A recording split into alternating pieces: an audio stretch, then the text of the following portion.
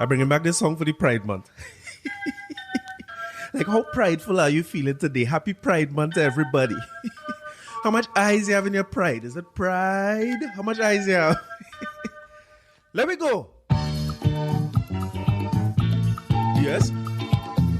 I'm a quattro.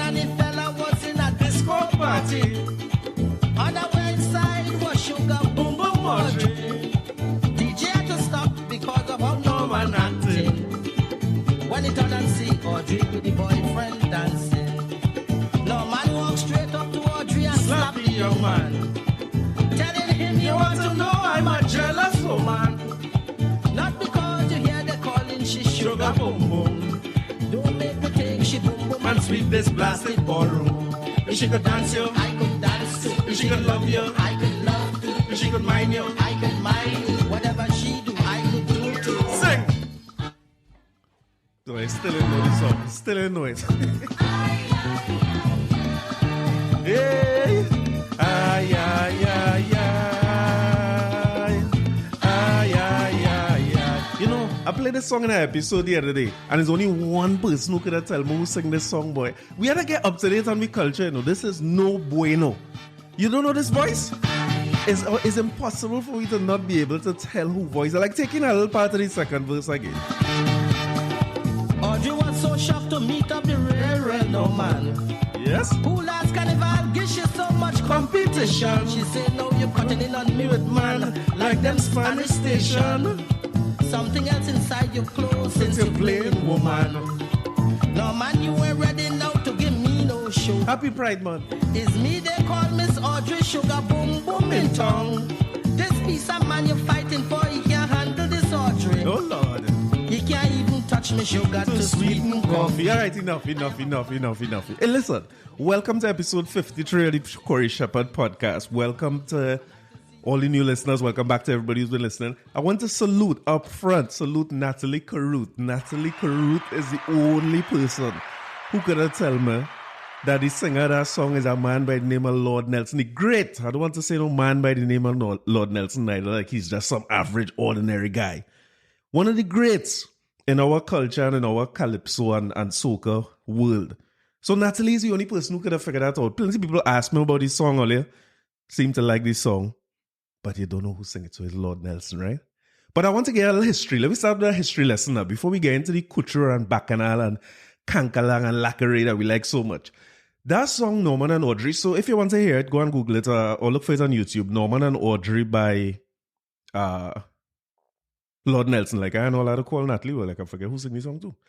Norman and Audrey by Lord Nelson. Take it in. You should know it. Try to get to know it, not Trini.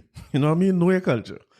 But it have a backstory to this song, and like I always say, it's by Calypso. Our stories are told. The Calypsos carry our stories.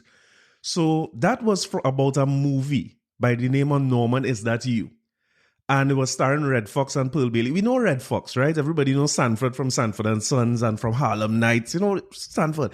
They claim that he had come to Trinidad and cuss and get locked up. He's one of the earliest foreign acts to come here and get locked. I'm saying that like there's a good thing, right? Like he's a pioneer of getting locked up in this country.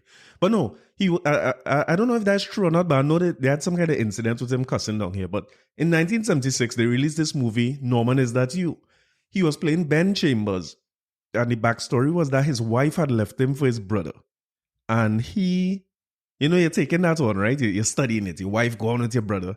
So when he decided, he packed up all the clothes and head to go by his son who was living out of state, California, I suppose. And when he reached by the son now, so the son is Norman, who they say Norman, Is That You? When he reached there, all Norman drapes pink and the place lilac, you know what I mean? He realized, but my son, he looking like he heading down the next road. So my God, now keep in mind, it's 1976, It's no Pride Month in 1976. It's not a very enlightened time in the world. As a matter of fact, Think of 1976 in Trinidad, what that would have been like. we would not be celebrating our Pride Minute, much less our Pride Month. But that was a movie, and it's kind of show you how the arts has influenced things, because without these things coming through in the arts, through whether it's music or movies or whatever, it makes some things that society mightn't accept start to get acceptable over time. So, 50 years down the road, we have a Pride Month, right? But poor Ben Chambers, go on and find out his son gay. And you think about them days in Trinidad, the older days, where man would have tried to convince you not to be gay, try to beat it out of you, carry you by priest for priest to pray it out of you. You ask anybody who went through this and they go tell you these stories, right? So Ben in no different. Red Fox carried the man, you get a girl to listen, if you see the woman, and the woman name was Audrey. So imagine Nelson craft together a piece of material here and put together Norman and Audrey. So the Audrey talking about is the woman in the show that Sanford bring for him to try to convert his son back, I suppose. But it's also Sugar Boom Boom, where Kitchener would have sing Audrey. The Sugar Boom Boom song was about Audrey, right? So it's just a little mishmash and everything coming together and singing just on calypso. And that wasn't the only song that had sang about that either. I want to play another song that was talking about that movie and that story. And if you don't know this voice, I don't know if you know any calypso at all.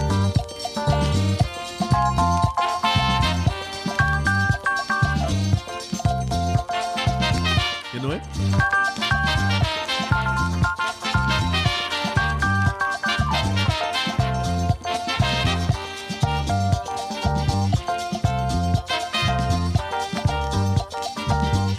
Yes.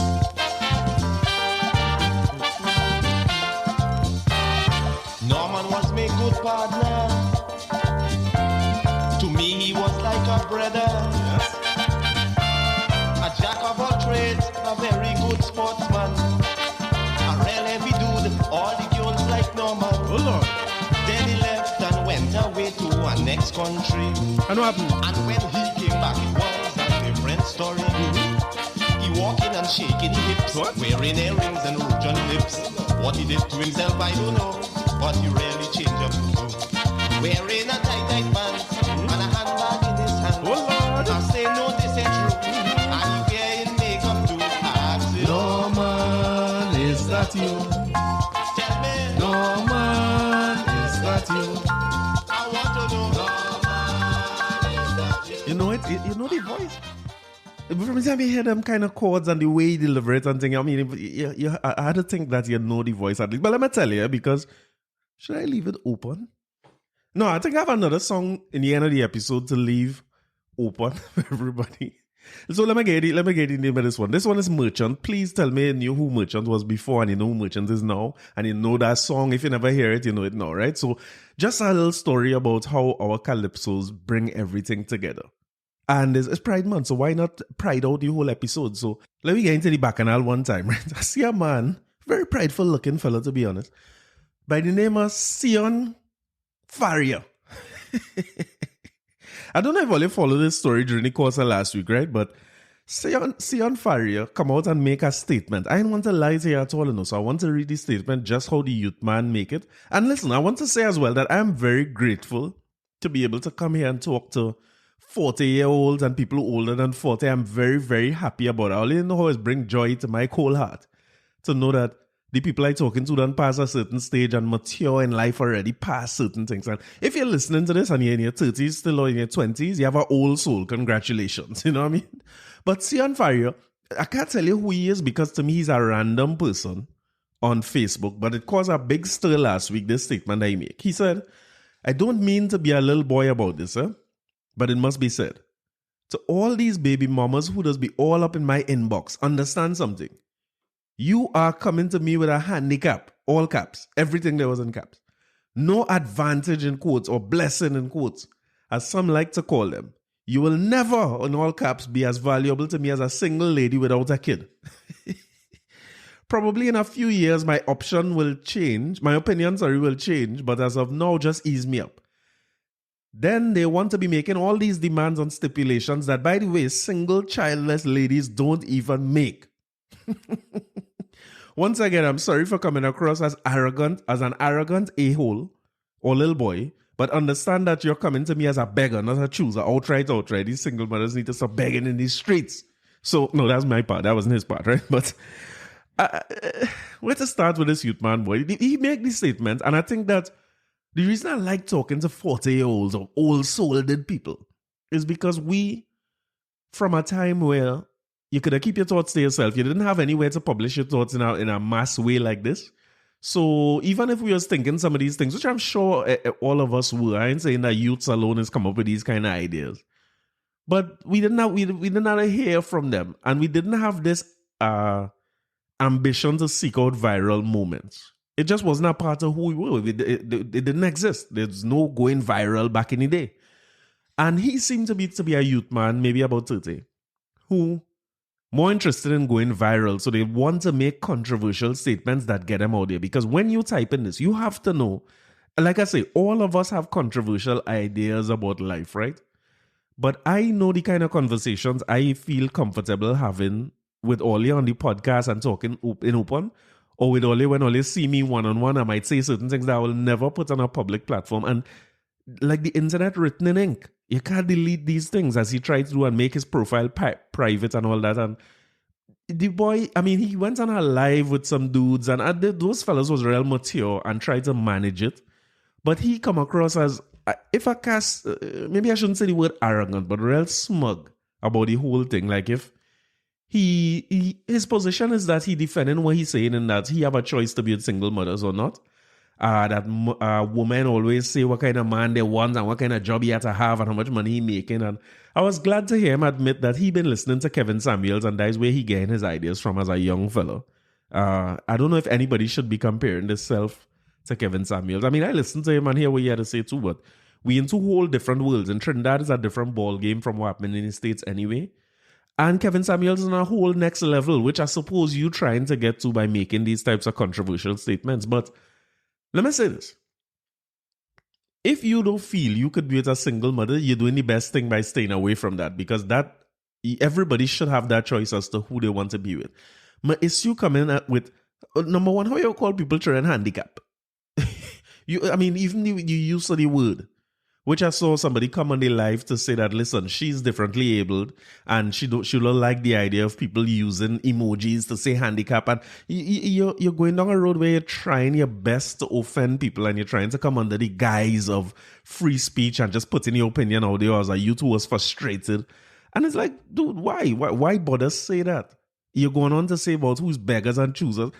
And it make me sort of wonder, like, something, why doing wrong? Because he talking about single mothers is up in his inbox. Nobody's in my inbox. My inbox is empty. I never get, no woman never inbox me. Not that I'm asking for invitations. Just to see if you listen. But nobody don't inbox me. Nobody don't DM me to tell me nothing, no beg me for nothing, no ask me. So who is inboxing this youth man? I feel he's a fraud. This man inbox must be empty like hell. He just come out to say something controversial.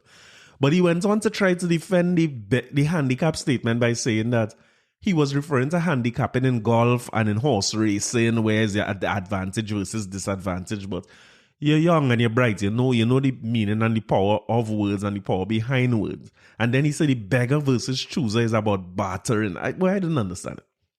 When they asked him, they brought some woman on the platform, on the Instagram live, to ask him directly about his statements and just basically point out to him how it was offensive. And instead of just saying, boy, listen, I really shouldn't have said that, he keep doubling down and saying, no, well, I have the choice. Could I have used different words? Yes, I could have. These smug, I was like that. Let me say this, right? When I was young, when I look back now at how I used to behave, sometimes I just wonder, but like, what it is about you that you can't just be humble enough to be cool and realize everything. You know what I mean? It's not about you, and all that ego thing need to disappear. But my guy, and the women who they bringing on, of course, single mothers or co-parenting or whatever, and they coming on and basically showing him where it's offensive, how he could make statements like that. He's a young little fella, he never experienced nothing in life, and this boy is just so smug. Like, and I'm watching the name Faria. And I'm wondering if he related to Gabriel Faria, who's the head of the chamber. It can't have so much Faria in Trinidad. So I'm just making that association because, well, Gabriel Faria find himself making some statements the other day in a WhatsApp group. Remember that? that land him in some trouble. So I don't know if it's a Faria thing where they just make, get loose sometimes. But I was thinking of that more so from the standpoint of privilege. Like when you're young and everything going for you, even not saying that it's just about growing up wealthy or you have versus have nots, but your life running smooth, nothing going against you, you never meet no bumps, you know what I mean? It's easy for you to look down on people and make statements like that because that's what you're doing. You're looking down your nose at people. It's like, dude, why? What are you doing that for? Anybody ask you for, well, they ask him, who asked him for, when he said in his inbox begging him for things. And they were asking him, well, what it is they begging you for and what demands they making of you. He said, well, boys, a couple of my friends who's single mothers and they in my inbox, begging me. So the woman asked him, like begging you for what? I find it was a real good question. I automatically think it's money. If you listening to this, you've done my age already. You thought it was money too. My guys say, well, no, it's not really money. It's emotional support and not my time. And I'm like, what? You have friends, right? I don't understand this youth, man. You trying to say that you have friends, but your friends begging you for your time and your emotional support. I mean, I had some good partners in life. When I look at the things I went through with partners or they went through, whether it's woman problem with child, problem with their parents, financial issues, whatever it is. What kind of measurement I could put on the things my friends do for me to say that I can't be there for them at any point? It's craziness where you trying to say that they're begging you for emotional support. Well, like, what does it look like? I tell myself it's either money or they're asking them to watch the child for them. And to be honest, they'd rather give me money, watching the child, you know what I mean? But I trying to figure out, like, what is this youth man talking about? And these women themselves was real angry with him. I don't know how they give him so much of the energy to even respond, because I saw Rhoda Barrett on Sunday got some single mothers to come on the platform, including Acacia from Acacia Victory Lap and Simi the Trini, local comedian and celebrity. And they're talking about their experiences, so much different experiences. One woman on the call said, listen, she hooked up with a guy. It was a hookup. It was never a relationship. The man said he didn't want no child. And she wanted a child because she said she was getting that age and thing. And she tell the man, listen, you don't have to do nothing. Don't worry about it. I'm making the decision to keep the child. I will see about the child and thing. And she's fine. If you hear how much pride she talk about her son with. She even, the Barrett was joking and asked, she says, so tell me about your handicap. She was going around the room asking people that. And she said, listen, words are powerful. I don't want to even say that word because that's the joy of my life. And when you hear people talk about the trend, it's like, why? But again, it's a big difference when you don't have children to when you have children, right? Because let me forget this little child. Let me talk about myself, right? I have some experience with some people who have children. I mean, let me say, like, I rock a lot of people children to sleep. No, wait, maybe I shouldn't say that. I know who listening to this, because I don't want no problem. Anyhow, the past is the past. Me and everybody good. I don't want no problems with nobody. And if anybody who hear me know I was with someone at the child mother, that was before, right? So that was new. So that experience of being a woman with children, I'd agree with them to an extent because it is not an easy proposition to go into a situation where a woman have a child is a big adjustment for you to make. And one of the issues is that I didn't have children. And it had nothing to do with her being a handicap or being dependent on me or woman. I don't think I was ever in a situation with a woman who had a child where I feel like she needed me or was dependent on me for I know he was dependent on me for one thing, you know what I mean? But outside of that, it was never like that for me. That was my experience, right? But one of the things, the shortcoming was really on my side because I did not understand how to interact with children. You had to understand the position I coming from, right? The first baby I ever hold was, as a newborn, was my son.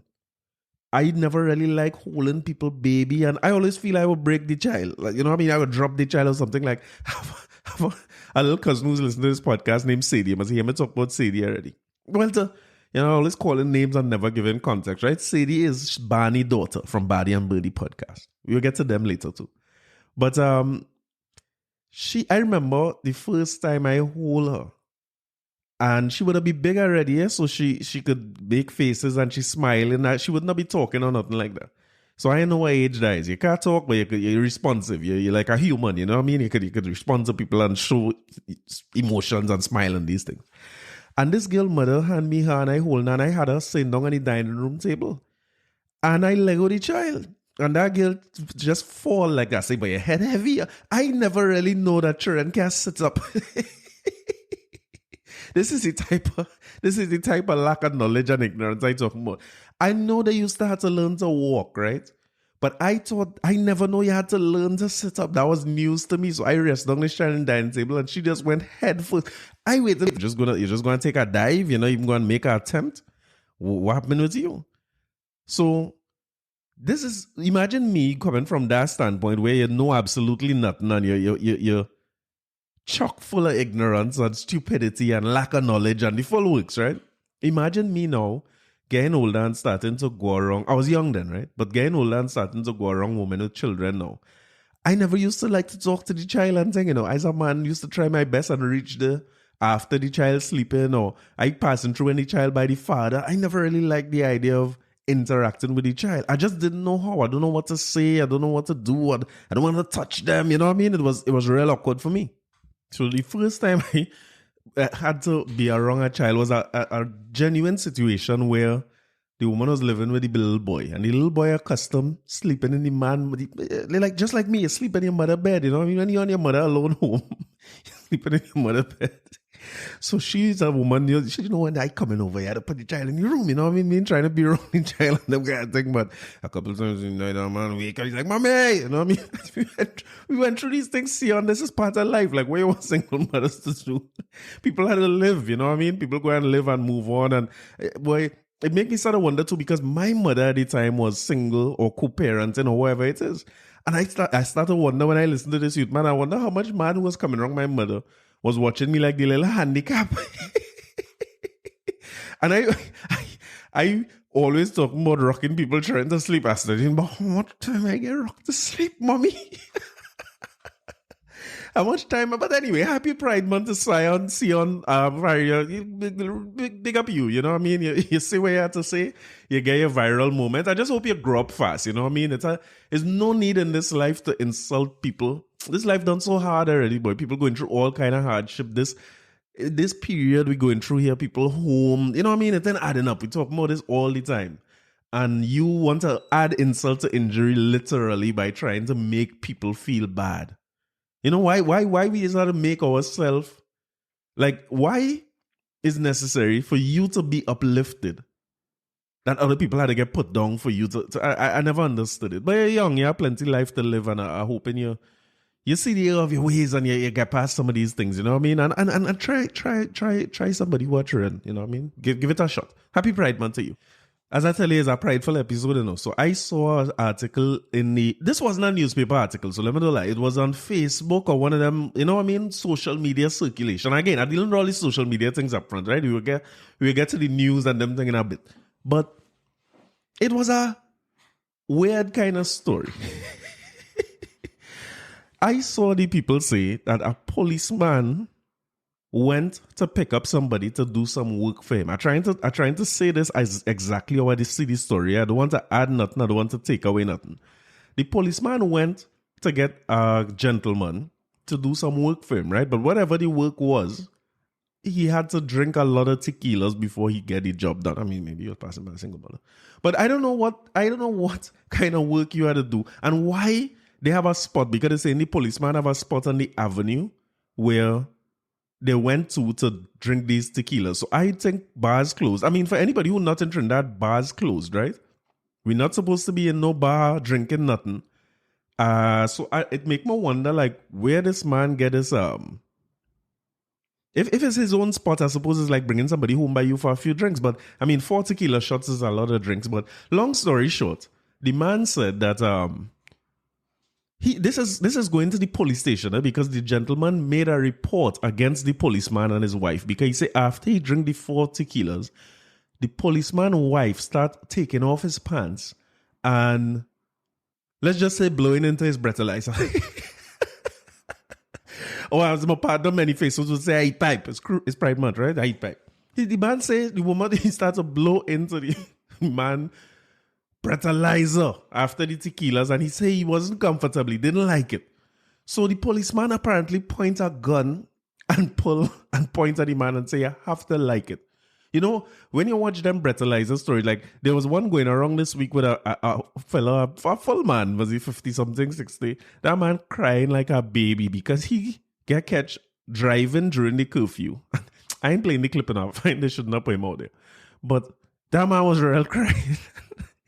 You know when you drink too much and you get emotional, that's what was going on with you. That man started crying, so you're wicked or you don't like nobody. And I was just, like, you breaking the curfew on top of that, you're drunk. But anyway, this gentleman, had to let his personal breathalyzer blown into, and just like on that video with that guy who was crying, the police is tell you, you know when they get the breathalyzer, they say, blow, blow, blow, blow, blow, blow, blow, blow, blow, blow, blow, blow, blow, blow, blow, blow. Apparently, the policeman points a gun with him and tell him, blow, blow, blow, blow, blow, blow, blow, blow. He can't stop. And then, in a shocking twist of events, in this Pride Month, I guess Pride Month, so nothing wrong with that. The policeman also decided, like, the breathalyzer wasn't working so well, so the policeman decided, let me blow into the breathalyzer. So this man get 2 for the price of 1 breathalyzer test. But he didn't like it, right? And I, against anybody who getting forced to do anything that they don't like to do, nobody should force anybody to blow into the breathalyzer. Or your breathalyzer should only be blown into when you want it. I don't know how to say that again. But let me tell you a story, right? This going to sound random, right? But just stay with me. When I was in primary school, I went Newtown Boys, right? So look my guy Mills, the Newtown Boys. I find out more and more that plenty of people went Newtown who I didn't know. And if you didn't go Newtown, well, sorry to hear that. But I might have been in about standard 3, maybe standard 2 or 3, or even as young as standard 1. And my father have a running record, salute to him, where all his children, I think except one, win calypso competitions in the schools that they went to. And I was one of them too. I went up for calypso competition in Fatima and win, and I think I talked about that here before. But my first step into calypso was at that young age. What age is being standard 1? Maybe 6 or 7 years old or something like that. And he had write a song for me, right? The song was, my grandfather always tell me, if you in my class or not, pick up your pen and pencil and study your work a lot. Because the clock is always ticking away, ticking away, ticking away. The clock is always ticking away. Time a plate could fly. The clock is always ticking away, ticking away, ticking away. The clock is always ticking away. That's why. And I mean, a nice song. Listen, the man writes it for a child that age because the words simple. Some little 4-line verse and chorus, you know what I mean? Very repetitive and nice, easy to... I mean, I remember that up to today. But here now, a frightened and a shy... I so scared of going on stage to sing anything. I don't want to move. My mouth could barely open. Like, I'll never forget, there was a teacher in Newtown named Miss Joseph. And next one named Mr. Richards. No, there was Miss Richards and Mr. Noel. Mr. Noel and Miss Joseph was 2 people who was, I don't know if they was involved in arts or something, but they came to listen, like a screening, to see who are the boys who they will put in the final. So they say, down in front of a classroom, is about 3-4 of them, Miss Williams, Miss Noel, Miss Joseph. And you had to go and deliver your song in front of the class. And if you do well enough, you will get to go and perform in the finals of the school calypso competition to see who is the winner, right? Now, they bring a man with a guitar to play the song and give you a little accompaniment so you're accustomed to where you were here, right? So, the fella, whoever it was playing, and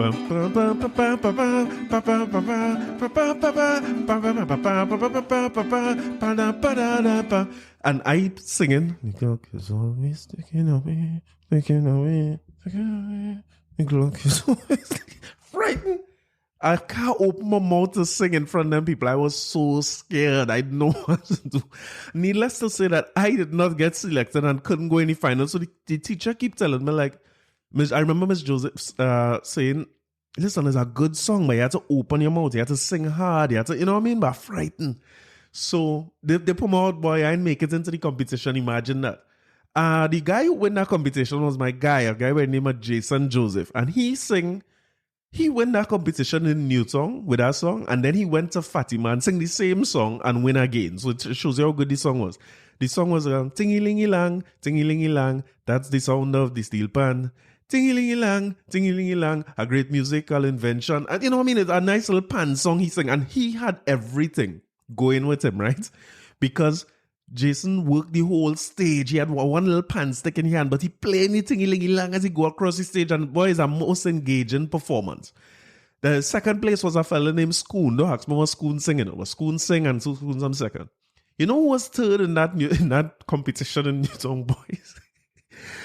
A legend by the name of Dwayne O'Connor was third in that competition.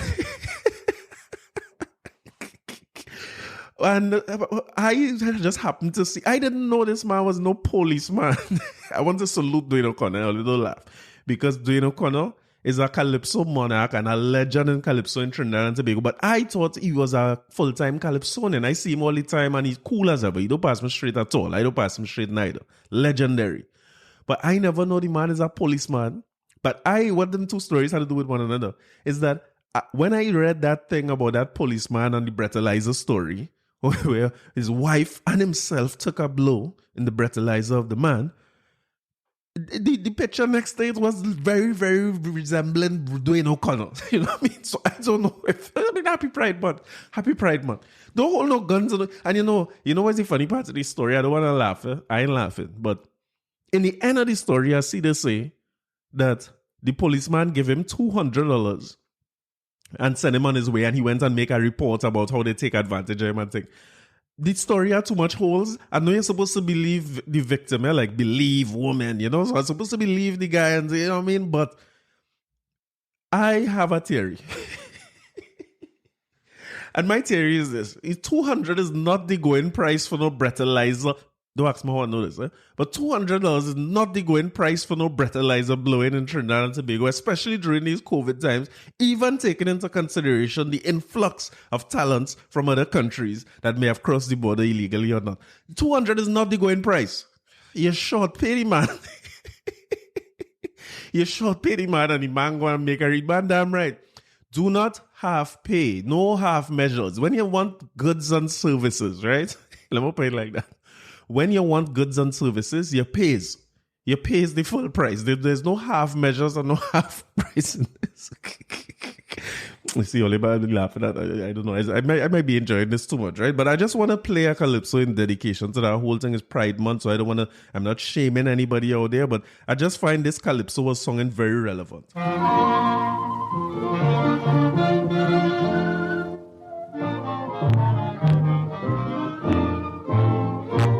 You should have woman police in Trinidad. Bet your life, spoiler would be more than glad. They should have woman police in Trinidad. Bet your life, spoiler would be more than glad. I only waited till one keeping duty. I running right away and a kissing she. And when she snatch onto me, I won't say a word. But I hugging up my police going down the road. All the time, I pulling away from she for she to hold me tight. The woman police must hold me tight. And I doing all that for spite for she to hold me tight, tight, tight.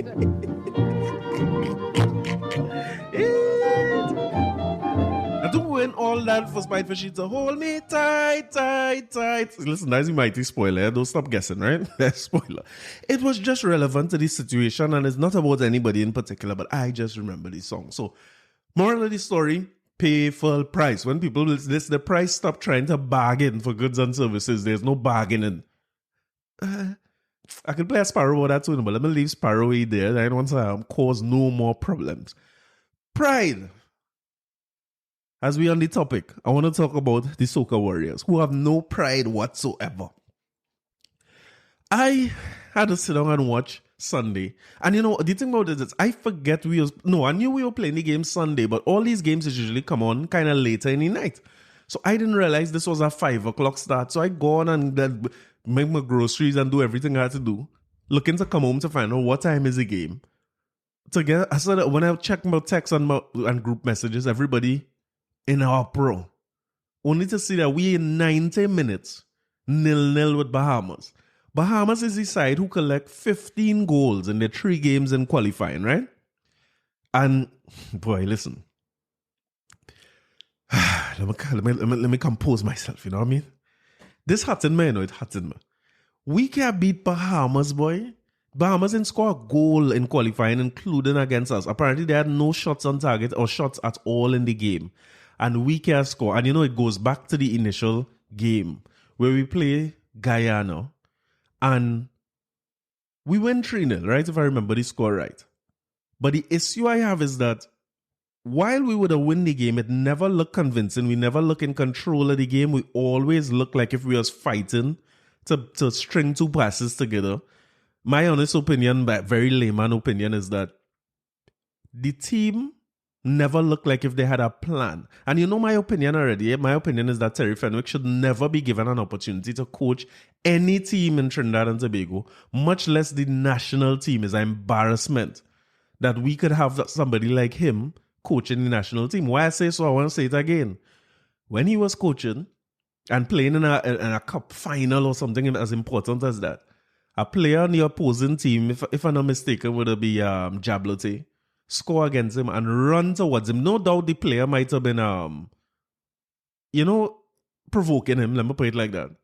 And when he ran towards the bench, between the two benches, so he running towards the crowd, but you must tell Fenwick something. Fenwick throw up an elbow and elbow that man to face. Knock him clean down on the ground and the game end up in a brawl.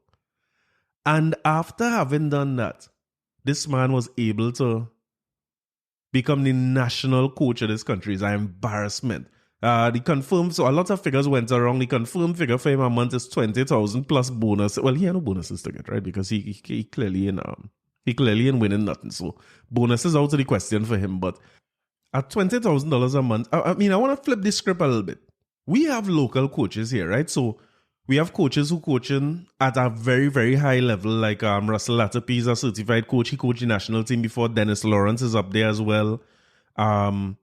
We have several other coaches who coach in leagues all over the world. Plug for my guy Sheppy, who over in Taiwan coaching as well. Imagine if let me use Dennis Lawrence as an example because his elbow might be sharper than most, right? Imagine if Dennis Lawrence was coaching Everton. Martinez gone and Dennis Lawrence get the head coach position. Because the Pro League in our country is the equivalent to the Premier League in England, right? So I'm comparing apples with apples. Our local coach get a chance to coach a side like Everton in the Prem, right?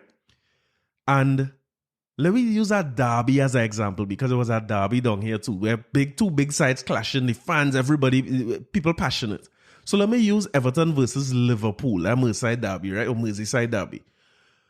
Let me assume that Mo Salah, who would have been the top scorer during a season, scores and then run off the pitch and start to run towards the crowd and say something to Dennis Lawrence.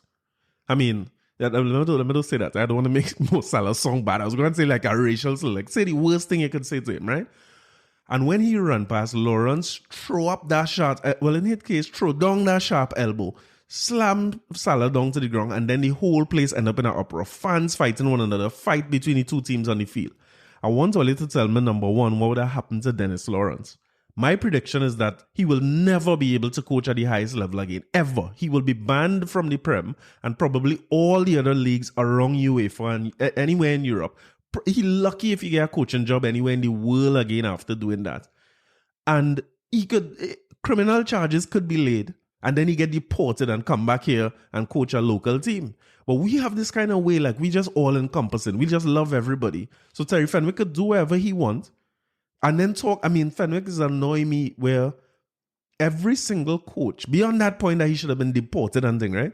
Every single person who was the coach of the national team, Terry Fenwick has not said anything good about them. Terry Fenwick was talking about Joe Hart, Stephen Hart, Kevin Hart, the Hart, who was coaching anything, called the Hart. He picking apart the game. Everything is a problem. He just sounding like if the most negative talk you ever hear. And I can't handle this kind of negative talk for too long. Even I find it as a journalist, I don't know how it's work, but you call in a game and halftime you had to point out things as an expert. As a journalist, is a different thing because the journalist had to tell the story as true as they want to tell it and so on, right? But as a person who not commentating a game, but what is called them? Analysts. You had to be able to say some of the good things that happen in the game too, and where we presenting ourselves well, and these things. It's like, dude, what is going on? Fenwick always crying down everybody who coaching the team as if he have all the answers, and you barely had the answers against Guyana.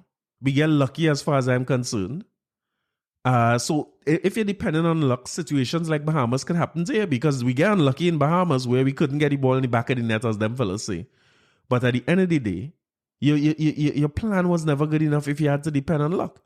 But what I'm saying is, you have all the answers before you're there. Now that you're there, you're like a deer in headlights. You have no answers. So you're not good enough for the job. You're collecting at 20,000. And I had to play for you a little part of his press conference. You know, the audio is not the best, but I had to play a little part of it because it's ridiculous that this man response to this could be this poor. What your name again? Terry Fenwick. Coach, obviously this is an unexpected result based on how the Bahamas has performed in their group. What are your overall thoughts on the game? Well, first and foremost, I've got to hand it to Bahamas. They had a game plan, they dug in deep. They wore their hearts on their sleeves, they fought for every ball, and they've grinded out a result. Very disappointing for us at Trinidad and Tobago, squandering multiple chances. The quality players that we've got within the squad, this is a big disappointment. Didn't give any chances away really ourselves. Created possibly 6, 7, 8 chances and didn't convert. And if you don't score at this level, teams can come back and bite you. And I thought that's what they did. Bahamas showed a lot of pride and passion, played for their country, and the chances that we missed, I think, were glaring. The points tell their own story, but what is your strategy for St. Kitts? Well, we'll go into that with the same game plan. We obviously... I can't listen to no more of this. Sorry, I can't listen to no more of that. She asked him, what is his strategy going against St. Kitts? We done lost, we out, right? That man said the same strategy is what we going with. So this is one. You're the man who have all the answers and know all who doing what. And... I can't stand these kind of things. Like you...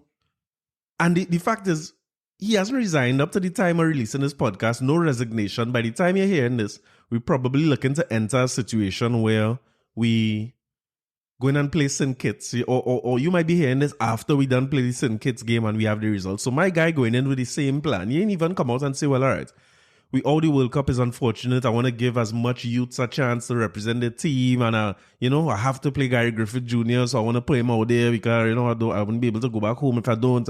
Say something different. It's like how you could draw with one of the lowest teams in the group, no disrespect to Bahamas, and you cool with going to the same game plan against the strongest team in the group. St. Kitts have about 65 people in the whole country.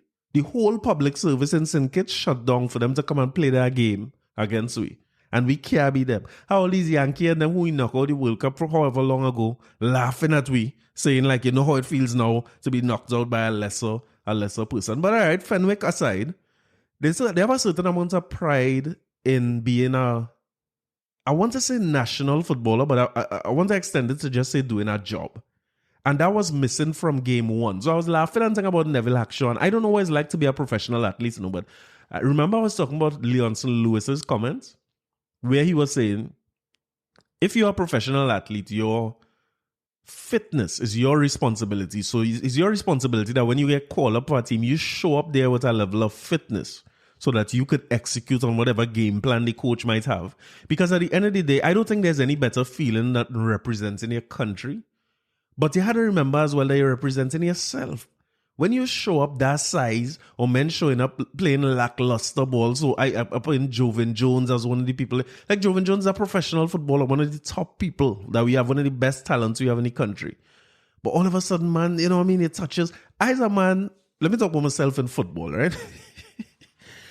I need to social distancing in football. When you pass a ball to me, I need a lot of space and time to be able to collect and control that ball, right? I need 6 foot diameter all the way around me. Because my first touch is a little poor, you know what I mean? If I could put it like that.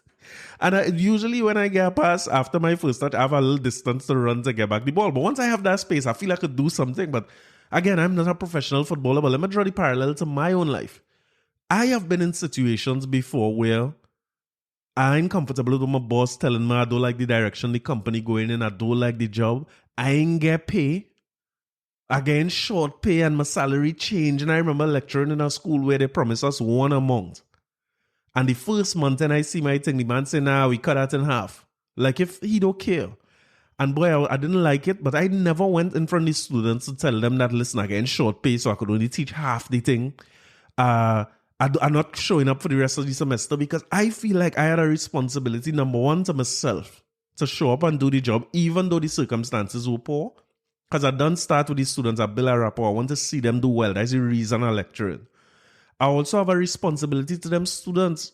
I can't come midway through. Suppose I walk off on the work and they end up missing 2-3 weeks of class and it affect their own tertiary education and their earning power. I take them things seriously. I've been in meetings before where I'm not fully comfortable with what we're doing as a company or what's the mandate of the company. I ain't like my boss, or I'm not going in no meeting and show that and act out and my shirt one side and I lean down to show that I think. And I'm saying that to say, if I am ill-treated, at some point I'm going to leave. Like I've done with jobs before. I don't lecture at the school anymore. I've walked away from jobs where I feel the boss was. Let me tell you a random story again, right? A random story moment. When I was in TSTT and I was doing got accepted in Lockjack to do my master's. Boy, I wanted to get time off to go and study because I had to leave work early enough. Them days I traveling. I had to walk down City Gate from Park Street to travel to go to Tunapuna by Lockjack. Well, I was IOB there in Page.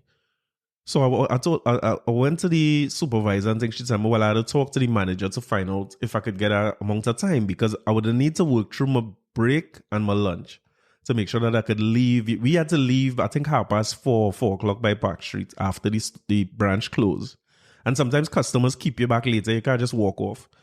So I wanted to leave 2 o'clock every day, like 4 days a week for a whole semester. So she said, listen, I can't get that kind of time off, but talk to the manager and think, now this manager is a man I have a lot of respect for. As a young fella, I'm 23 years old at this time, you know. Young fella, ambition and want to go and do my thing.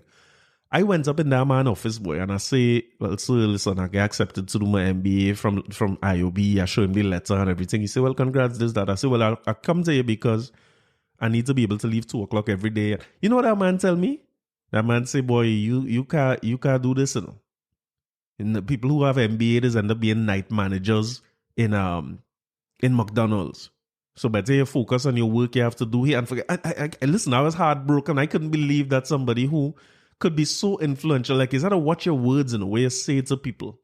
Because that if you tell somebody else that, they could fade to black and never really go and do the thing that they wanted to do because of your words and get stuck in a situation that they don't want to be in.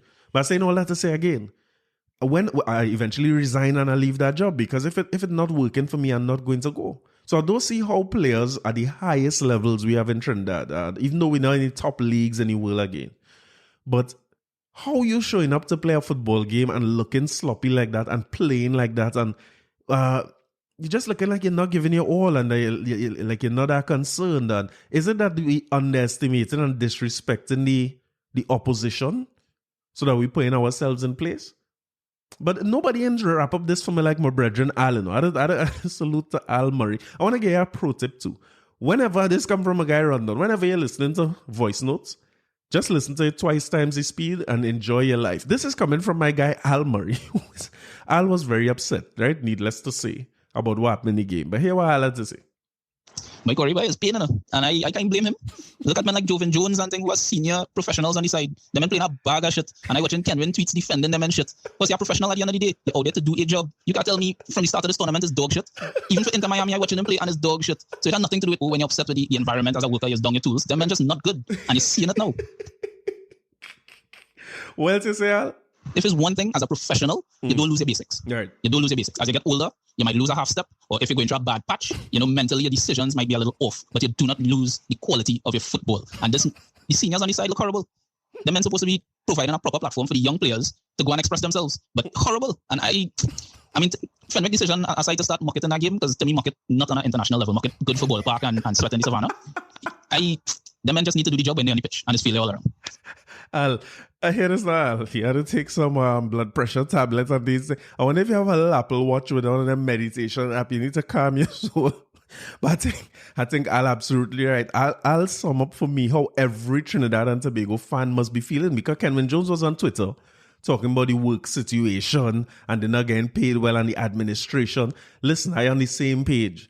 That normalization committee is doing nothing. And when I listen to Lasana and Barney talking about the kind of things they're going through, as a matter of fact, Barney was a coach at, he's a national coach. If I want to say under 17, I'm probably wrong about that. But he didn't get paid since he started doing the job. Men not getting their money. Look how much times the coaches come out and say they're not getting paid. And you know what I mean? The environment is bad. But I agree with Al 100%. You are a professional.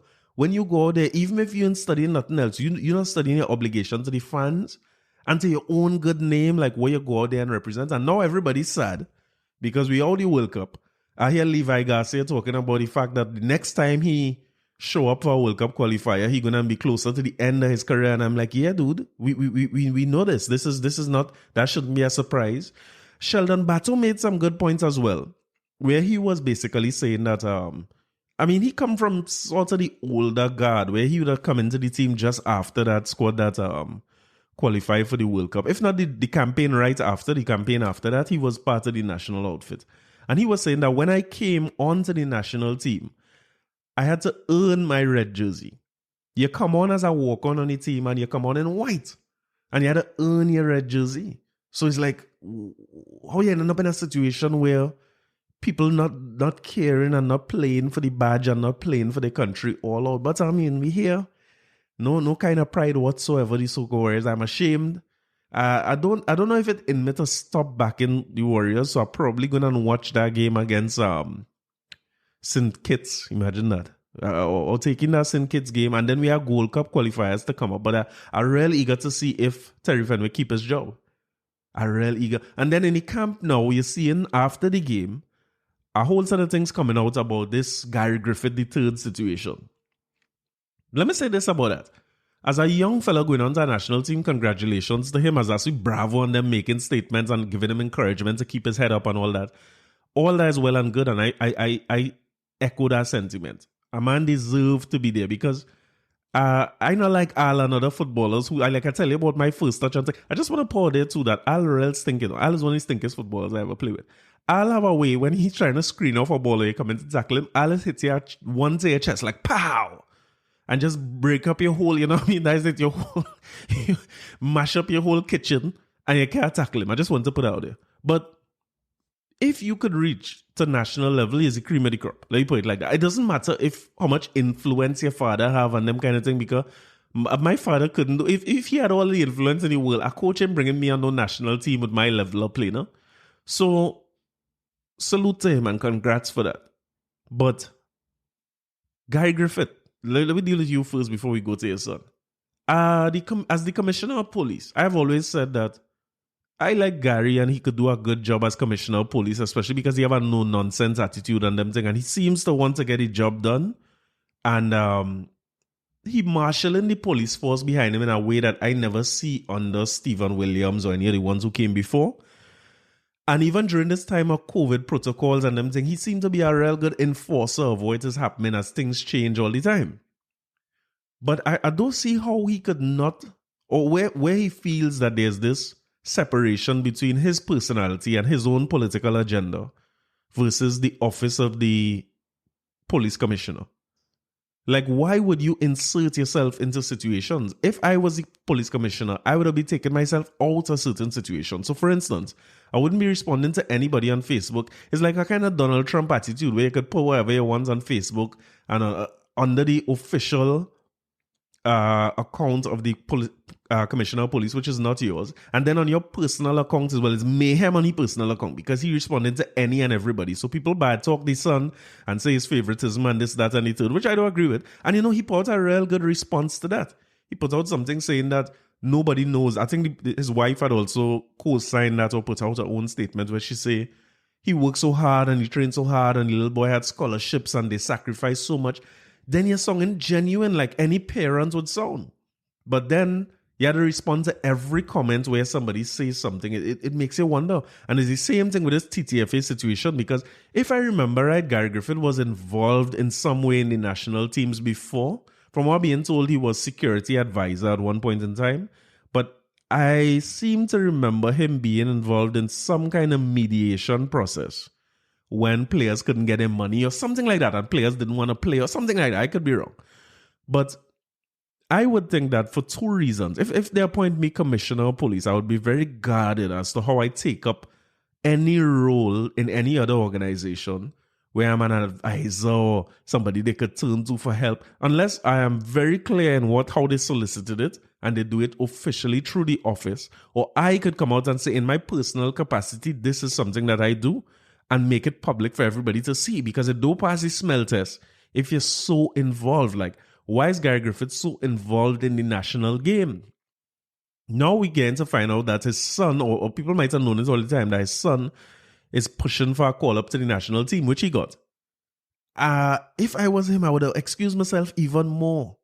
Because, let me put it this way, I will do anything I could to help Zachary. So if Zachary turned out to be a good footballer against all odds, if he turned out to be a real good footballer, Stacey suspect bad.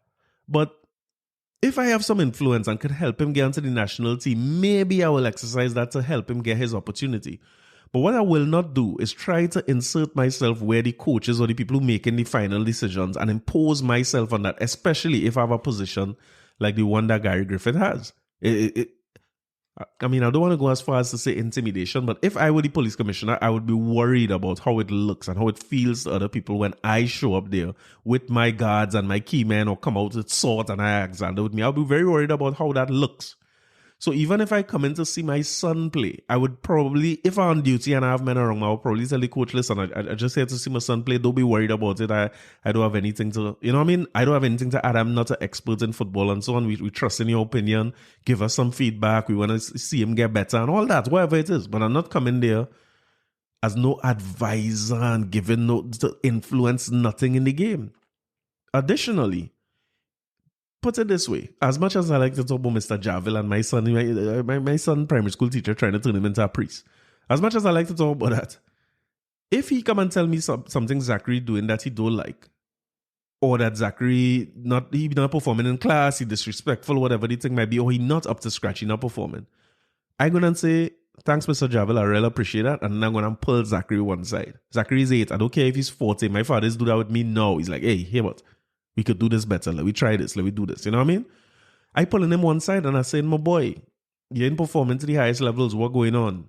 How I could help you? Is there any support I could get to help you perform better? What you missing? Or if you're disrespectful, I'm going to tell him, my boy, you can't do that. You can't talk to people like that. That is not what it is. That is not how we bring you up. We're not of that. We're causing that. I'll try to support him and help him in any way I can. So when we hear this story come out about Gary Griffith III falling out the day before the game because he was not selected to go on the team and not showing up for a team building exercise the night before the game, I find it to be very, very disrespectful. It's like, so you have no respect for the game. It's like, so think of it like this, right? I think I bench more than the average player ever bench. I was always good enough to make the side, but never good enough to make the field. I bench for Newton, I bench all the way through Fatima, I bench for Harvard, sometimes small goal and all, and men looking to bench me. So I know what's that. I know it is to take a long bus ride going down the road. You go and play a game in salt, you're excited, you have energy, and when you reach just as you were sitting on the bus, you sit on the side. That's me. And I find that my goal really is to keep challenging for the position. I remember playing for Harvard that time, and Ken Butcher, I can't remember the man's name, but we had a coach called Ken. He's one of the fittest men I ever see. And I was playing first stopper, last stopper at the time, and I was heavy bench before me. I know my name Javed Silly, so it's my guy Javed. And Javed get injured in a game. And to be honest, I so deep on the bench, and don't pay attention as a child, that when Javed get injured and they were bringing Javed off the field, the coach turns us sitting down on the ground. Them days we have no bench, we just sitting down on the ground. He turned and he say, last stopper, you up to it? Me know he talking to me. I look at all about and saying he's like, stopper. Baby, are you looking to see who we call him? Shepherd. I was like, yeah, coach. He said, you're uptight. It's like, well, yeah, what you mean? If a man like me, well, his goals galore when I went on that field. Me know what I do. But I never really see it as I entitled to no position on the field. I know it had men who was better than me. So how you get so entitled to look at another? So if you didn't get picked in the 11, what you're saying is that somebody else, you're better than them and you should get a selection. You are now coming onto the team. Remember what Bato saying? You had to fight for your red jersey in training. Like you don't have fighting you because your father is the commissioner of police. Is exactly why if I in that position, I'm not inserting myself there. And I see Kelvin Jack, a legend in Trinidad and Tobago football, represents us so well for the World Cup and conceding, keep a clean sheet against Sweden in the opening game, and something all of us will always remember. How good he saving? No lie, that was Shaka. Kelvin Jack took us all the way to the campaign, and then get injured just before the. The actual game. So I take that back. But still a legend and carry us straight through. And he's one of the assistant coaches now. And imagine Gary Griffith fix himself, junior, to third, fix himself to record Kelvin Jack. I'm not sure what was the goal of that. Like they say Jack was up in his face and pointing up in his face and all them kind of thing. And I guess he wanted to record that show his father, or, to keep on record that he being abused or something like that. And I hear Kelvin Jack in the video telling him, hey, you're disrespectful to your teammates. You're a little boy. Your father, no more influence in Trinidad football than me. That was a real strange statement. Why would any player's father or the commissioner of police or somebody who's not involved in football at all, as an expert in football in any way, why would he be compared to Kelvin Jack, who's an assistant coach in the national team at all? Why Kelvin Jack had to say that your father don't have more influence in Trinidad football than me? Interesting statement to me. One to note, right? It reeks of interference if you ask me. And the bigger question is, who leaked that video? If that video was on Gary Griffith, the third phone, it stands to me to reason that is either he sent it, well, he had to send it out. Nobody else can get it, and it can't go viral like the way it went viral if he didn't send it out. And I ask any question again, where you do that for? Your father using his influence to I don't know, influence the team, let me put it like that. And then trying to use your own internal influence to get coaches fired or something is like what you up to. But I mean, at the end of the day, it's just a whole situation where we lack in the national pride. We are ice cream men running football who not concerned about what happened at all. Imagine we have a normal. You could say we're one about Jack, but if we had lost the Bahamas, you would have heard from Jack by now. We lost a game like that, get knocked out the World Cup. First World Cup under your stewardship as the head of the nationalization committee or whatever you call normalization, whatever it is. And there's no statement from the administration whatsoever. Nobody hears from Haddad. He doesn't say anything. It shows that a lot of the things that Kenwin was saying is true. We're not out there. We hear just before the games that stipends and paid and men and getting the money and them kind of things. So we have an administration who have no pride. We have a coach who shouldn't be there. We are young players who want to gangster coaches into... I don't know what's the point of releasing that video. And then we have a men who going onto the field and, as I'll say in his very angry tone, not giving their best for the country. And you know what I mean? So, I mean, in Big Pride Month, I just want to give a round of applause to Gary Griffith. A round of applause to Terry Fenwick. A lusty round of applause for, what the man named Donna Haddad? What kind of Haddad he is? For carrying our football to the lowest point I have ever seen. I mean, I'm still a Soca Warrior. I don't think that will ever change. But this is the most embarrassing moment I've seen in Trinidad and Tobago football. I can't wait to see the back of this. I want us to somehow... I mean, if the rumors is that Fenwick could be getting an increase going on into the Gold Cup, that is pretty sad. But anyway, let me get off of this depression of Soca Warriors. You know what I mean? And talk a little bit about some sports people that actually have some pride in themselves. I want to talk about Naomi Osaka real quick, right? Naomi Osaka, before the French Open, put out a statement telling them, hey, what's going on? I ain't talking to nobody in no press conference because it gets on my nerves. It making me feel like I'm feeling agitated and all aggy. I don't want to do it. I'm nervous. I don't like press conferences. I don't like where it's going. I don't like what they're asking me, so I'm not doing it. No disrespect to anybody or the organization. I know I'm going to have to pay hefty fines for doing that, but I have to do it for my mental health, right? She said that. after the first game, as she had promised, she did not show up for the press conference. She was fined $15,000. So I didn't see anything coming from her. She would have probably paid the fine as she said she was going to do. After that, the Roland Garros committee or the French Open committee came out and said, here, what's going on?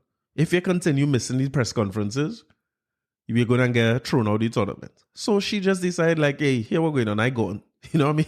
Like, also, like some of our players should do. If you're real unhappy with the thing, it's like, I don't understand why players don't stand up. But anyway, she walk away from the tournament and she says she's done with that. And I find it to be an interesting thing. Like, you have an organization and the top person in your organization is unhappy or uncomfortable with something that happens within the organization.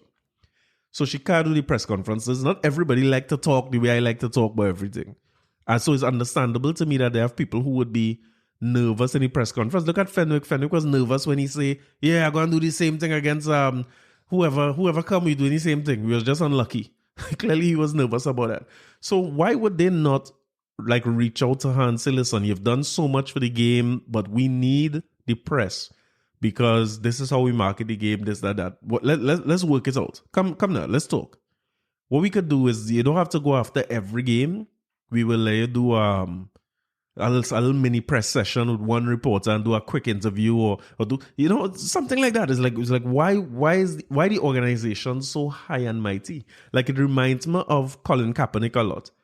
And they remember when Colin Kaepernick started kneeling and other players kneeled with him in solidarity, and Mike Pence show up to a game looking like he wanted gangster players from up in the skybox for kneeling during the national anthem is very, very similar to that.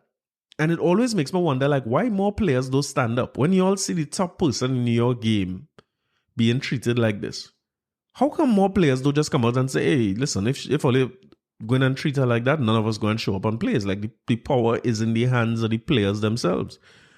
I'm sure not all players agree, because I saw an interview from Rafael Nadal where he was basically saying, you know, you have to talk to the press. I need the press because the press has helped promote me and my career, and I had to be out there and stuff. And I respect Naomi, and you know what I mean? It's her decision.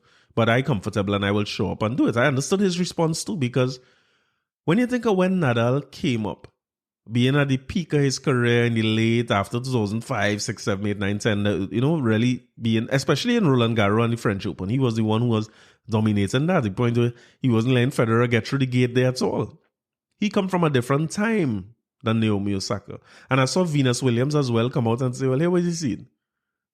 Press conferences don't bother me because all who asking me these questions is lesser mortals. Ole will never play tennis as good as I play, so whatever. They can ask me whatever, it don't bother me. But if it bothers her, I understand. So I thought that was very kind of two of the top players or senior top players in the game to come out and say what they had said. But I want you to keep it in mind that they played and grew up in a different era than Naomi Osaka. So my question is this. Do players in professional sports still need the press? I hear Stephen A. Smith talking about, yes, they need the press to promote the game and we need this. I would agree with that in Venus Williams and them time, and they were at the end of that time too, and Nadal. But if you want to use Jordan and them as an example, where the NBA was able to make Jordan, Magic Johnson, Larry Bird into superstars beyond their amazing ability on the court, they make them into superstars overall, where up to today, we still buying Jordan shoes at top dollar. Because that's just what he meant to us, the people growing up and seeing him as a larger-than-life figure. It was an important thing. So players during that era coming to the press conference, meeting the press, was a way to meet your fans. It was never about the press. It was always about getting closer to the fans. And back then, the fans could write stories and say, the press could write stories and the fans connect to that through their favorite media outlets and all these things. Do we need that today? What Naomi Osaka had to do through mainstream media to meet her fans that she can't do for herself. It reminds me, like, salute to my guy and rest in peace to him and condolences to his family, to Top Dog Donnell, right? If you know social media, you know Top Dog Donnell, and he will live on through all the memes. And I looking at how impactful he was to everybody in the country. A lot of entertainers saying, you know, rest in peace to him, how good a person he is, always willing to make people laugh. You know what I mean? You saw that with him on social media. And if people like him could become staples in the average household, where's the need for mainstream media to validate anybody or create stars, or far less for sports people. So you have people who have an internet presence like Rody, long before he was on radio station, Kivo, Tommy Schmurder, Keegs. There's so much people who build their own platforms using, Instagram and TikTok and all these things, building their own space. Then this one is funny too. Street Cred, who is making fun of Alexander. They make their own platforms. The point I'm making is, why somebody like Naomi Osaka, who already dominate, reach the top of her sport, need to come and sit down to talk to the media after every game, win or lose, where people who, like Venus says, lesser mortals than you, come in to tear you apart.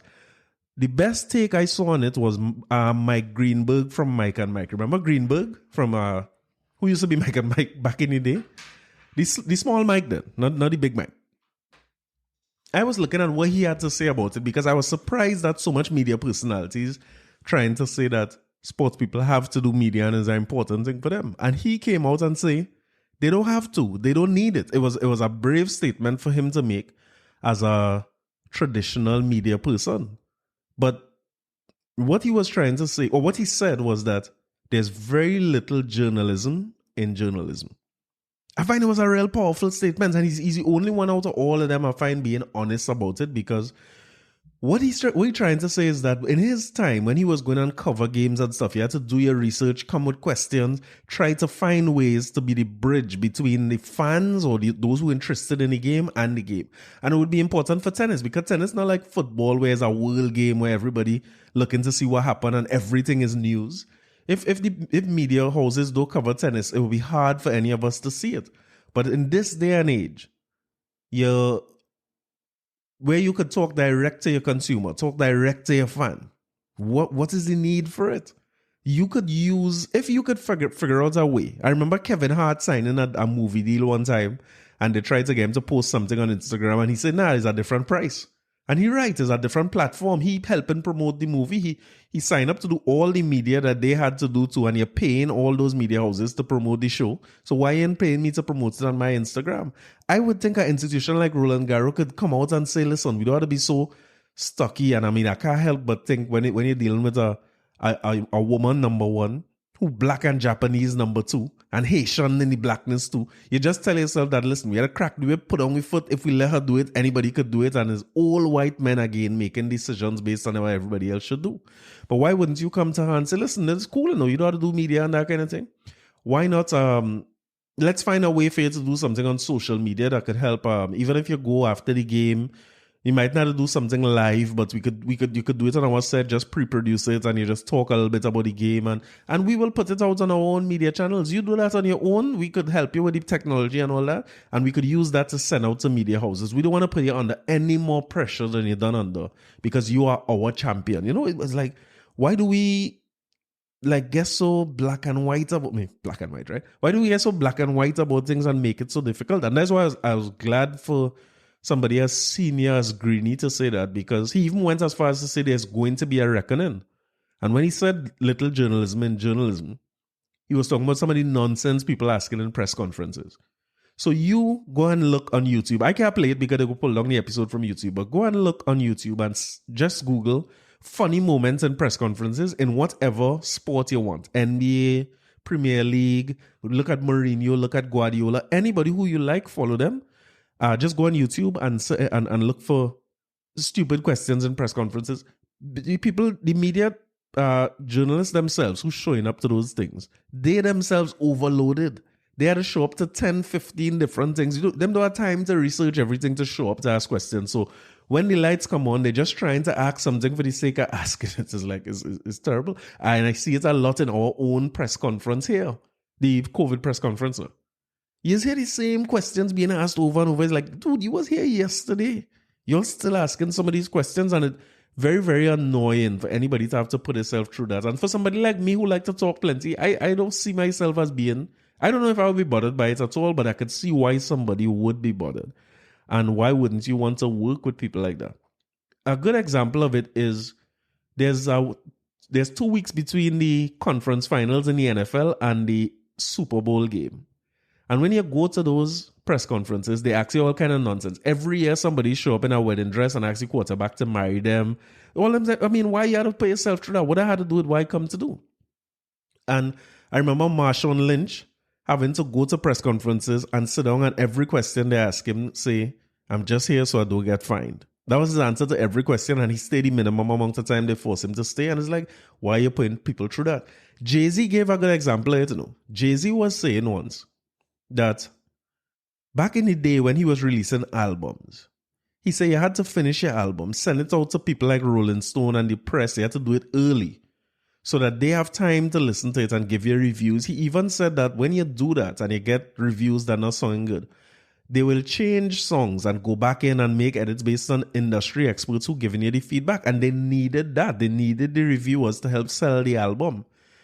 But he was saying, in today's world, it's not necessary. And he says it's also contrived, because he was saying that the person who doing the review now is hearing the song the same time as everybody else. So he said, when I put out a song today and I see a review come out of you put out an album, 13, 14 songs. You see a review of that album come out 2 days later. Listen, you're pulling all over people. You don't have enough time to listen to that album. And as he was saying, you didn't listen to the instrumentation. You didn't listen to the nuances, the words, the themes. And some of them rappers have some complex themes in the rhymes that they put out. So it's like, what we need the reviewer for? His point was, I'm going to put it out to everybody at the same time and let everybody review it. So when social media has an opinion about it, that becomes the review. And that was what encourages other people to go towards it. So Naomi Osaka, in her statement that she can't come out and do the press conferences because of her mental health, that might have done more to promote Roland Garros than anything else that was done. And her withdrawal from it would have done more to promote it than anything else that was done. So it's like, dude, when we run in organizations like these, at some point we had to step down and work together. The people is superstars, you know what I mean? So why would you put them under more pressure than they need to be? I think it's really a sign overall of mainstream media losing its importance slowly but surely. We see it with music already. We're starting to see it in sports, because a normal day in ESPN would be Mike and Mike in the morning, and then First Take with Stephen A. Smith and I could never remember this guy's name. But he was good, right? And then they used to have Highly Questionable with Dan Le Batard, and then Kornheiser and them used to do a show. I can't remember what was the name of that one. I can't remember the name of all the shows. But you remember the whole rundown that ESPN? We used to wake up early in the morning to see Mike and Mike every day for highlights, opinions, interviews, this, that, and the other. We used to also run to, you remember when they used to do NBA Top 10 countdown and those types of things? We needed the media to bring these things to us now. But in today's world, when we have a highlight, we see that at the same time. When Lakers get knocked out of the NBA, the playoffs, we don't see that, discuss that in groups, talk about it. By the time Mike and Mike reach the next morning, it's so stale to listen to at that point. So I think it reeks of the organizations themselves being their main investors, their main sponsors, and so on. They have ownership in some of the biggest media houses as well. So a big part of that is them trying to protect the interests. But that idea that the star needs the media, them days done. Sorry to say. So let me see where it goes from there, and I hope that she able to recover from that and keep her mental health together. And I think she'll do the right thing. She might just be in that position in your career where they need you a little more than you need them. 60 million last year, right? As we talk in millions, let me talk. Coming off of sports, and nobody don't like when I talk about sports. So coming off of sports, and let's talk about a non-sport that happened between Floyd Mayweather and Logan Paul. No, these two men catch me again. Huh? I should say Floyd. Floyd, I no pride in this pride, man. Floyd catch me again, because these little joke fights, I remember looking forward to Conor McGregor versus Floyd McGregor back. What's his name? Conor McGregor versus Floyd Mayweather back in the day. And I was talking about the Tyson and Roy Jones one. You know what I mean? It's decent to watch. And now we get this YouTube star versus Floyd Mayweather. And the post-match, before we talk about the fight, the post-fight interview, he done confirm that he's going to continue doing this. Fighting people who are not real boxers and doing exhibition fights. So when they reach the end of the thing and I see it had no winner, like two of them was the only two people who wasn't surprised that it didn't have a winner. I thought they would at least say somebody win. The embarrassing thing about this is this fight was 8 rounds long. You know, the total amount of punches landed by these men was 40 from Mayweather and 28 by Jake Paul. What the man name? Logan Paul. That's 5 punches that Floyd landed around and about 3. How much is 8 divided by 28? Boy, the thing is a whole, I guess it's Pride Month, so 2 men make some love in a ring. I mean, what we go do about that? You know what I mean? If it's a Pride Month, it's a Pride Month. So I guess it was a Pride Month kind of fight. But it reminded me of wrestling. You remember when you used to watch wrestling? When we watched wrestling back in the day, I remember how much I used to look forward to Undertaker, Hulk Hogan, Bret Hart. And he had a brother named something else Hart too. You know, they had these larger-than-life characters that used to be part of wrestling, and we used to like sit down and look forward to this. You can't wait to see WrestleMania, one of them things. And last time I see WrestleMania was in Guyana, and Undertaker was still fighting. That was about 6-7 years ago. And listen, the sports bar is full. Like, I shocked so much people come out to see WrestleMania. And the thing about it is, like, we was watching that knowing fully well that it's fake. We wasn't under any illusion that wrestling was real or it was even realistic. You know, it was about his show and it was about his spectacle. So Floyd and them, what Floyd doing now is back to the old wrestling days when you can watch. It's about his spectacle. It had nothing to do with the fight. He clearly, Logan Paul is much bigger than him, much heavier than him, much taller than him. But I had to think that Floyd could have knocked him out if he won. Logan Paul and all in the end of the fight say he wondering if Floyd spare him by feeling so good about it, you know. But like, it's just a Vince McMahon type put together wrestling match kind of thing, and the spectacle gets us $50 US for pay-per-view. Thank God in the Caribbean here we have little racket means and little racket box and thing that we could just pull this up on. I kind of watch the whole thing on Twitter. Somebody Twitter feed had the whole fight going, and it's just like back in the day. Remember Victor Javica and Abdullah the Butcher and Invader number 1, 2, 3, 4, 5, 6, 7. It had about 1,000 Invader. I feel it was the same person. And Carlitos Colon. Remember that man? It was John Buddy Williams. He was a wrestler. I think I might be calling you the wrong person. But it's our whole, we used to look forward to, what you used to call that? Caribbean Wrestling Foundation or something? Caribbean. They used to show it on a Sunday. I remember it being on a Sunday or on a Saturday.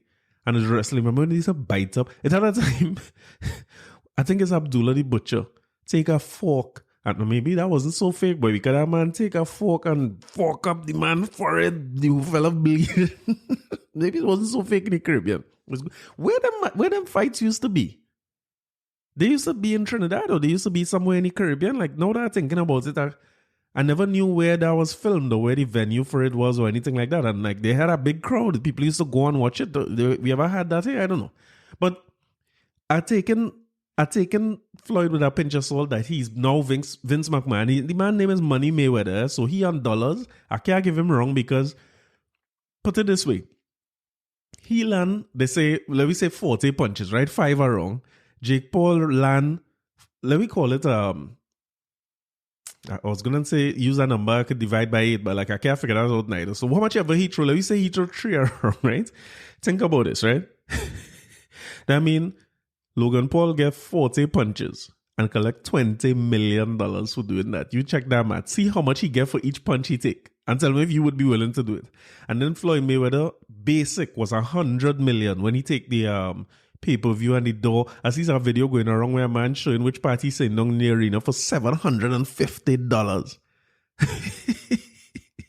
So Floyd Mayweather would collect upwards of $100 million on this fight alone to really collect, to get 20-something punches from a man or throw 40 punches. And I mean, even if he didn't train, he'd be okay. He's one of the best defensive fighters in the world. So one of the things that I want to remind myself of the next time they come at one of these spectacles is that Floyd fights was always boring. It was always a little boring watching Floyd. The defensive thing, and then good if you're a tactical person, but as a boxer, I want to really see somebody get beat up and somebody attempt to fight. So if you remember Floyd when he fight Pacquiao, or them fights not very exciting. There's pretty boring fights if you're not a purist. So I just had to remember that, because if we're gonna treat it like wrestling, then I had to be able to see something that at least entertaining. And I'm not dropping asleep on myself. I'm vexed with myself for the $50 that I didn't spend. But salute to them guys. I mean, as I say, Make love, not war, right? And them fellas make a lot of love in the ring. There was no attempt to fight one another whatsoever. But the main takeaway from it was something Logan Paul said. Funny enough, I've never seen any of his YouTube videos. I don't know what makes him so popular and make him a star. But what I can tell you is that he make a real inspiring little speech at the end of that bout, where he basically say, listen, I'm a man who's just trained, I do YouTube videos, and now I'm in a ring with the greatest fighter in the world, anything possible. It make me feel real inspired, to be honest. When I take that I could extract the good from it, and I say, boy, listen, what you saying is true. You just want to go after yourself and whatever you're dreaming about in life. Attack that, boy. Go for it. You could be one of the greatest in the world. You know what I mean? You could be the next Gary Griffith III. Break it. I mean, I should stop saying things like my touch is porn thing. From now, I'm going to say my touch is real good. I have extreme close control. Good. You know what I mean? I'm going to start to talk positive things into my life so that I could be more like Logan Paul. And we could, let me put it this way. I'm going to go out for trials. Whenever national trials is again are going up. So that in the Gold Cup, look for me up front there. Tell fan them watch yourself. The men is scoring no goals. So look for me up front there in the Gold Cup. I go in there, a Logan Paul in the house, and I'm now going to be a striker on the strike squad. You dig? All right, then almost time to go, but we and we know we're going to talk about some serious. So we finally at the stage where we have 800,000 vaccines on order. Things is coming in. We supposed to be smooth in a little while. We are Sinopharm. We are AstraZeneca. We have Johnson & Johnson on the way, one dose. Think of this, right? If we have one dose Johnson & Johnson coming in now, they say August is the timeline for that, right? Then most of the population could potentially be vaccinated by August. And what was the plan there? We're going back to some kind of normalcy, man. Talking about school opening in September and these things. Keep in mind that 800,000 figure don't include children because we're not vaccinating children yet. So every adult who wants to be vaccinated could get vaccinated. So I want to encourage everybody to go and get a vaccine. Boy, the more I read about the Sinopharm vaccine or Sinopharm, however you pronounce it, it's a little bit worrying. So I see one society said that they are revaccinating people who got the Sinopharm vaccine with Pfizer. So I hope that somebody can make that decision kind of fast when that Johnson & Johnson touchdown before we get into a Seychelles situation where we get vaccinated and we run out and bad and then we end up in problems. Keep in mind what I had said about that Peltzman effect thing too, where now that they have announced vaccines, it might well be that people already feel some sense of safety and security. When I say it, it will sound like it makes sense, right? But stay with me. Just the announcement of vaccines could cause people to start to live a little more free and not take as much precaution as they were taking before, as if they would, as if they're already protected. Let me tell you why I say so, right? They had a study that was done in these supermarkets that said the reason, if you look at Massey stores as an example, right? What's the first thing you see when you go into a Massey stores? The first thing you usually see is all the greens and the provision and the call that the healthier food, right? There's a whole raw food section. Fruits and vegetables is the first thing that you would see, right? The second thing you would see is a bakery. In most of them, that's how the layout is. From the time you pass that, you're going to go to the bakery area. And then the last rungs you make on the next side, when you're heading back towards the cashier, you're going to see the ice cream and the frozen goods and the processed meat and all those types of things, right? Think about the layout of the average Massey as an example. The reason supermarkets laid out like that is because human beings, when they buy healthy food, their perception is that they should reward themselves for good behavior. They prove that buying healthy food in the human mind is as healthy as eating healthy food. So what they do is when you buy all them lettuce and a nice little bok choy and all these fancy things and you're good to go there, the next thing you go and buy is 2 apple tarts, buy some apple tarts, some pie, some donut, 2 rotisserie. You get where I'm coming from? And then by the time you reach the end of the grocery now, remembering how responsible you were in having all that healthy food in your green looking cart and all that almond milk and all them things. Yeah, girl, Irish sausage up in here and them kind of thing with some Haagen-Dazs. You know what I mean? You can't go wrong. So that's why I'm saying we have to be careful. And when I say we, especially the people who in authority, we have to be careful how we make announcements that make it sound like we out of the woods. I also don't agree with the doom and gloom announcement. That is why I like the what's my guy in Canada name again? The president or prime minister over there. He have a very measured, monotone, middle of the road way of talking that I like for a politician or a business leader or anybody who influences large groups of people. Because it takes some of the emotion out of it. So when I saw the Doc press conference, it was encouraging, but I don't know how we went from last week Saturday where it's chicken licking to all of a sudden, hey, everything gonna be great, we good to go, school go and reopen. And Faris gets some heat too because he was in a space. I mean, it's the same thing I was saying about journalists earlier, The man was in a space talking to Penny, Voice, Travis, Jules Sobian. The space was created on Twitter for talk about the culture and carnival and stuff. So when he said the next carnival going to be the mother of all carnivals, which was his statement, and I'm pretty sure he said 2022 a few times in there as well. Even 2021 a few times as well. I listened to the thing. I find it unfortunate that the next morning the headlines carry something that Faris says carnival thing, and then everybody had a comment now and say this is what the AG prime minister, the AG priorities is, and then even the prime minister went on for as far as to say, well, I don't know what the Attorney General priorities are and this guy. I mean, I wonder if two of them getting along. You know what I mean? Those seem as though they're on the same page, But he clearly likes Voice and them a lot because remember he got into trouble with Voice and them on their live the Thursday night with the mask. Well, he ended up in trouble again for talking about carnival. But understand what he was saying. He was basically saying that when everybody vaccinated, we're going to have a huge carnival to make up for the time that we didn't have. He also said that artists are getting to go and come. He have some provisions in place so these fellas could go and ply the trade. I'm struggling to figure out why anybody find that to be a bad thing. Like people talking about it, like why artists given preference. Why are we so contemptuous towards artists? Like artists, we only like artists when they're doing something for we in a fete, in the moment when they're entertaining us in a wedding. This is these people's livelihood. We have to remember that their livelihood, more than anybody else, it stopped for more than a year. It's a whole long time. People, they will be under pressure. You know what I mean? When we talk about what artists, how can they recover with all their bills still in place? One of the ways is to let the men go and perform in places where it's available. So I was abroad.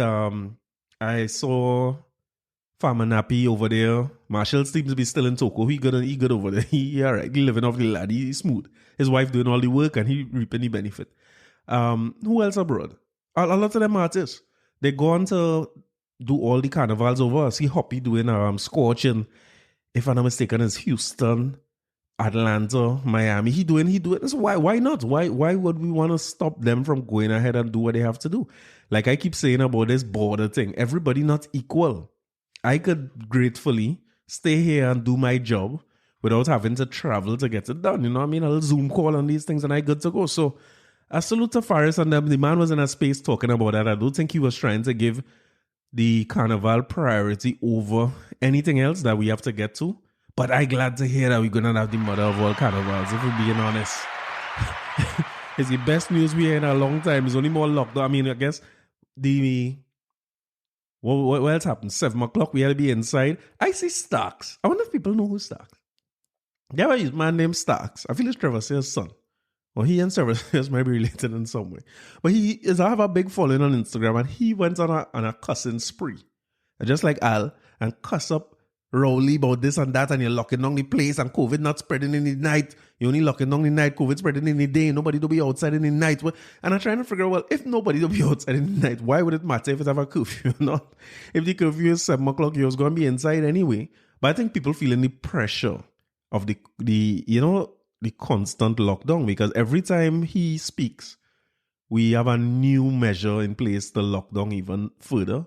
And the economy, as we all knew and predicted, it's starting to show big time. I see KFC was paying people a little $150 a week as a rally through kind of stipend, and they make an announcement this week that they're no longer able to pay it.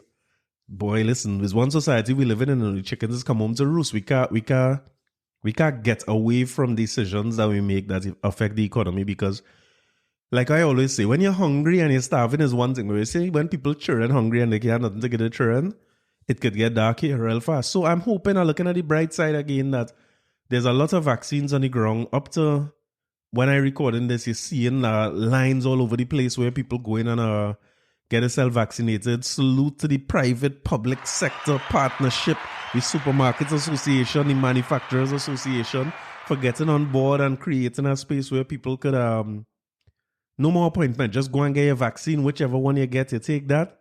And we quickly head into a point where everybody vaccinated. We don't even know yet what's the number and which types of vaccines we getting from Biden and them. Because Biden and them have a bunch to give away. But the good news is we already have some AstraZeneca. People starting to get a second dose and AstraZeneca in these streets. Fully vaccinated people, average people getting fully vaccinated. That could only be good news. So we're starting to see the light at the end of the tunnel, you know. Now you're about to see that first fet. I don't work out my waist. I don't work out my waist. I don't do something, boy, because right now I'm stiff like board, you know. I don't work some out because I'm feeling like it's going to have some real big fet. I mean, yeah, school and all the nice things, right? Everything important. I just said that before. But let me get into fet now. I can't wait. I know where is Bobby. Somebody could call Bobby for me and tell her to have a vaccinated rice and roast. Anybody could get on to Sheppy for a vaccinated breakfasts. We ready, you know, it's rollout time. If you have your vaccine, I see a promoter in the States the other day had a party saying if you're vaccinated, the cost is $10. If you're not vaccinated, it's 10,000.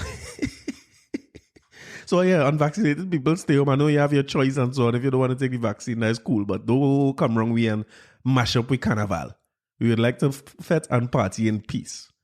Miami Carnival seem to be looking at like they're in full swing. Them men in go mode in Miami. Salute to them. All right, okay, let's show off.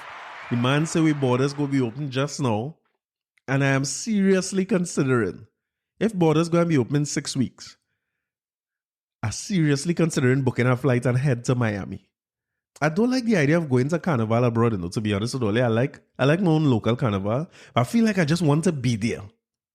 Just to be in the sauce. I want to see people walk around with no mask for a while. Maybe it's a mental thing with me. If I could just see other people and I could walk with no mask and you could just go to Tootsie's Cabaret and see people with no mask at all. I feel I will enjoy that. I feel I could do it a little bit of that in my life right now, you know what I mean?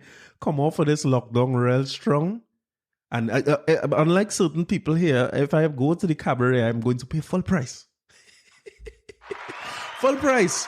No discount, no short change, no half measures. If we go in the cabaret, we're paying full price. I mean, if they were locked down too over there, people need to be making back their money. We need to make back all the money that we lost over the last year. All right, that's it. So that's all to my COVID news. It's good news. Miami happening. We good to go. Carnival is in the air. I just want to end the episode on one thing. I want to talk about who we love so much, Mia Mottley. Mia Mottley came out last week in strong condemnation. Let me read directly from the Nation News, right? Prime Minister expresses disappointment over controversial music video. The 10 artists in the controversial Trojan Rhythm Mix video that many condemn as promoting gun violence and came.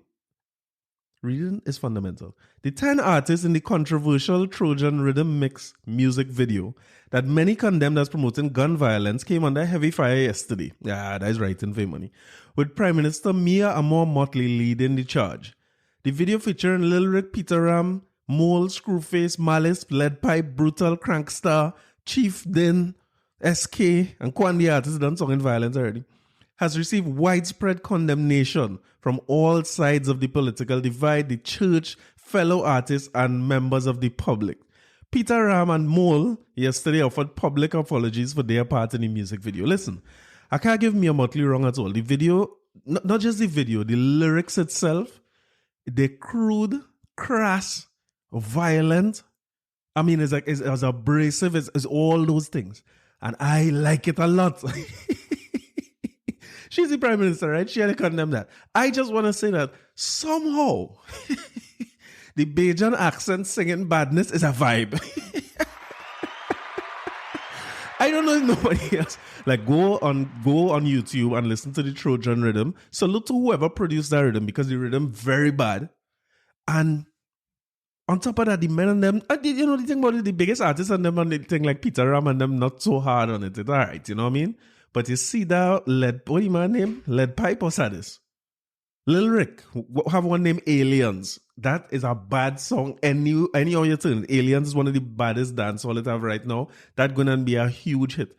Some of the others stood out too, but that Alien one is something else. So listen to it for yourself. Go through it. There's a lot of Mac 10s and Dracos and silencers. It's very, very violent.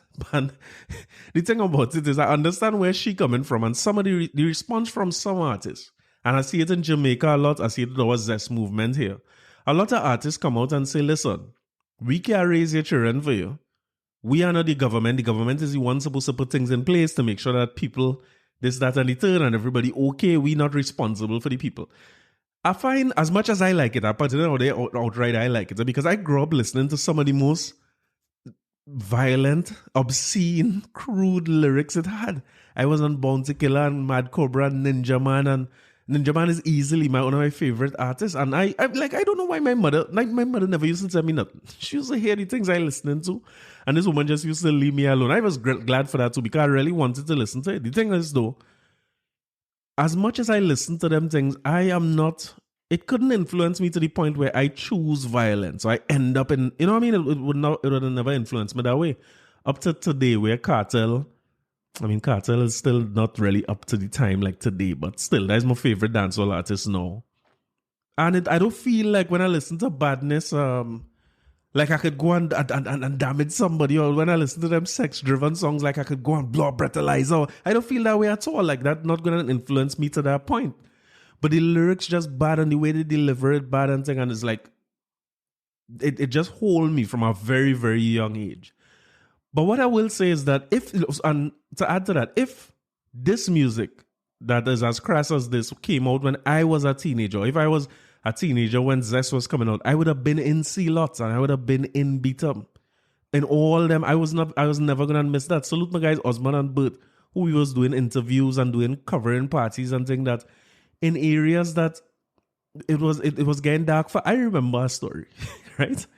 And I will probably take a clip of this and send to a guy called Ruan Legend, who was a part of Juggler's Sound. You remember him? And he have some of the baddest mixes on the internet right now. Always putting out mixes there that we could exercise to, chill to. Salute him for that. One of the best out there. I remember being in a dance in Monrepo, on Monrepo basketball court. When I tell my father I come in South and go in a dance on Monrepo, that man go, Monrepo basketball court? You know what kind of thing is happening? That I mean, want to hear he. I go on the dance and thing, and while we taking pictures, we looking for the baddest girls in the party to take pictures. I remember Ruan was playing. Now, Ruan never used to talk, eh? Ruan still don't talk much. Yeah, I don't know if I ever hear him talk. He's a man quiet. He's a man on the tunes, on the turntables. And all of a sudden, I hear the music cut off. So I look towards the stage to see where it is happening, and I see Ruan packing up, hitting feverishly. Them days must have been CDs. If it's not the plate, it's CDs. That man just start packing up, zip up hitting, and head out. That man just come off the stage and go, only to find out, it's some kind of shootout happened. And the fellow who was MCing while he was talking gets shoot. Like a bullet hit that man in the foot. And listen, Ruan is colder than ice. That man is cold. Because he never panic. He was smooth. All he do is take off his thing, unplug, pack up his bag and bust out. So listen, if I was in these times with these youths now, I would have been definitely up in C-Lots or wherever they having all them dance. I would have been Six Balls, I would have been Z-Tech, I would have been something. I was picking a side too and I was following that. But what I do know is 9 out of 10 times, once nothing go wrong, I coming back in my mother's house. Maybe one day I'll tell stories about the lair. Remind me to tell all these stories about when we used to go in the lair every week. But more, I going back in my mother's house regardless of where it is, or on campus, and I go in and pursue.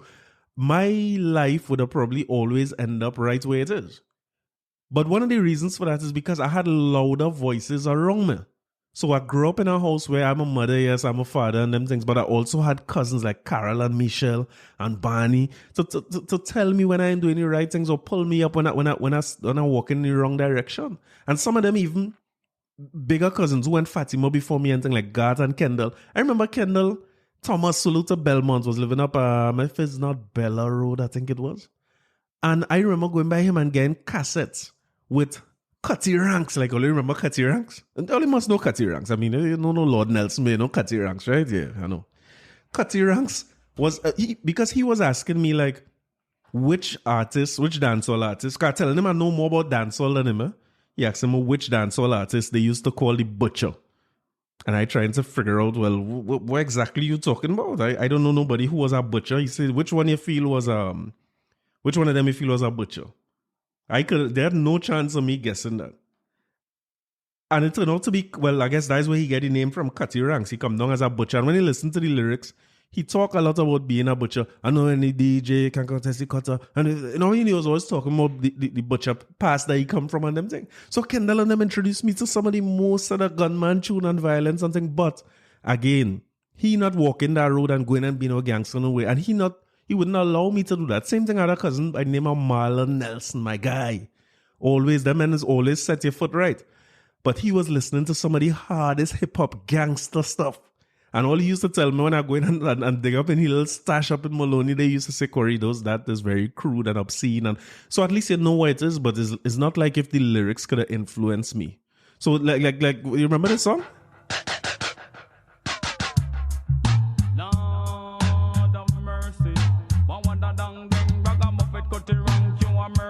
Yes. Gunman lyrics, you call it gunman lyrics. Don't take too much of that. Go easy. Don't calm down. Everybody keep calm. I showed me a Motley here that now she dance. But I will say this, right? While I like the music and I'm saying that it's not going to influence me, that is me. I think it's full time that artists start taking responsibility for the things that they say and the influence that they have. It's not a one-way street. You can use it to your advantage when it suits you. You know, when you go on a stage, you could get people to run, dance, skip, jump, put their hand in the air, go home. It has songs designed to send people home. So you know what's the importance of your voice and how influential your voice is to the people who listen. You have a responsibility to them people. Or they come just like Joven Jones, or they dragging the flag. I'm not saying those things gone around. Listen, I find artists should be able to put out whatever art they want. But you have to have responsibility for it. You have to understand that while they have people who will not be influenced by that like me, you have people who are very heavily influenced by it and they will aspire to that and they will try to do that. Not the singing part. They will try to pick up a gun part and the AK on the hip or the Glock 19. When you say, it have a line in the song, it's bad. The man say you have a 5th generation Glock on the hip, it's bad. But why wouldn't you accept that? Instead of getting defensive when people like me and Motley and them come out and talk against it, or it happened in Jamaica many, many times, where the artist just comes out and try to absolve themselves of any responsibility for what it is they're saying. Dude, you're putting out music that's very violent. Whether you create it or you're reflecting what society shows, accept responsibility for what it is you're saying and do things that can help, whether it's other songs or appearances or interviews where you counterbalance what you're saying to tell youths, hey, this is not the way. This is a song. This is art. This is what I do for a living. I make money. Look where I live. I don't think no gun has security. Tell them you can't leave it to people like that because we all not equal. We all not equal. Like I'll tell you a story. It's a real story episode. One time I had a girlfriend who was living in Maloney back in the day, right? Me and everybody good. And I remember going by her to study at night. And while we study, when we done study. Because we used to study overnight most of the time. Sometimes we start about 8, 9 o'clock study, right? When girl are body, if your work, stop work. If your study, stop study. But when we go to study, we finishing must be 5, 6 in the morning. By that time, we're going to take a little 2, 3 hours sleep and then head on campus, right? When my eye now close, I hear the loudest sound I ever hear in my life. You know? Your Rolling Stones gather no muss. I now go fear for make the world loud. And I said, what the hell? I peeped through the louvers. If you know Maloney in the buildings, right? When you look out, is your veranda. It's have a walkway where everybody, that's where you're passing to reach your front door for your apartment, right? On the opposite side of the building she was in, a man take out his 2 speakers and put it outside in the corridor. You remember we used to call them big ghetto blaster set?